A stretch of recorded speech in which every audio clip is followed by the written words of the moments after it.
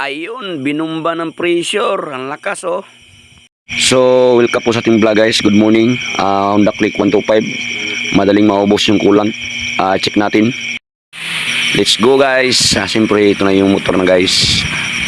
Ito nga pala yung radiator niya guys. Daklas na natin. Plus forward natin continue yung ating video dito. Dahil mataas-taas na po. Siyempre, tingnan natin dito sa loob. Ayan guys oh. Diba halatang wala po siyang laman. Or hindi po siya napuno. Ayan, siyempre, dito tayo baklasin natin tong cylinder.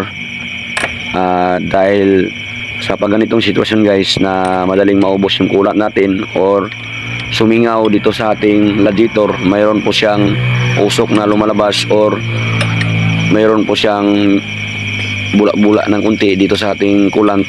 Siyempre, dito natin i-check sa ating cylinder gasket. Ayan guys, siyempre, baklasin natin yung stud bolt. Ito nga palang motor guys na kabago-bago pa lang to, naggastos si madam. 4K daw ginastos dito. So pumunta sa atin dahil maingay rin yung motor niya. Ayun, tinanggalan natin. Ayan guys, tingnan nyo. Diba? Halatang hindi pa nabaklas. At sabi ng unang mekaniko daw sa kanya ay binaklas daw lahat, kaya nakagastos siya ng 4K na nilinisan. Ayan, tingnan nyo. Sa pag ganitong sitwasyon sa engine guys ay hindi po ito nabaklas. Ayan, siyempre tanggalin natin yung cylinder gasket natin. Itong plate, ayan guys, tingnan nyo. Diba halatang napakadumi at mayroon po siyang singaw. Ayan guys, tingnan nyo. So next natin itong baklasin guys, itong ating cylinder block. Tingnan na natin kung okay pa ba siya or dapat na ba siyang palitan dahil nag-overheat ko.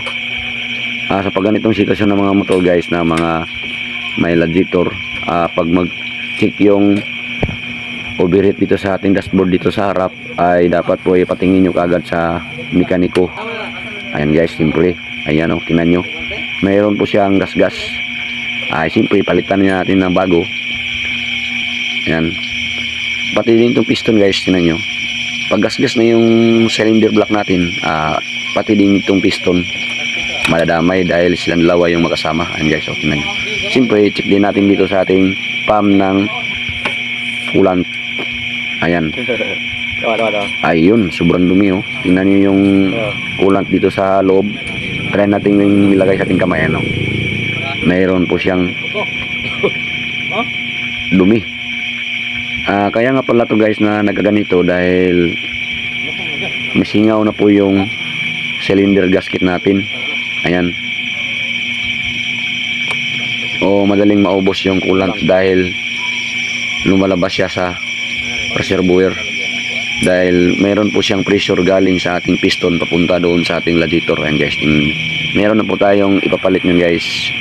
Ayan. Siyempre, update lang natin kung pagbalik natin dito, malinisan na natin dahil napakabisig lang linisin ito. Antay-antay lang po kayo guys. Thank you for watching. Bye bye.